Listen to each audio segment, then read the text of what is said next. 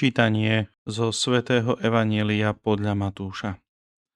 Ježiš povedal svojim učeníkom: Bdejte, lebo neviete, v ktorý deň príde váš Pán. Uvážte predsa, keby hospodár vedel, v ktorú nočnú hodinu príde zlodej, veru, že by bdel a nedovolil by mu vniknúť do svojho domu.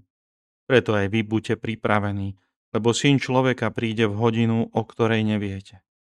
Kto je teda verný a múdry sluha, ktorého Pán ustanovil nad svojou čeľaďou, aby jej načas dával pokrm? Blahoslavený sluha, ktorého Pán pri svojom príchode nájde tak robiť. Veru, hovorím vám, ustanoví ho nad celým svojim majetkom.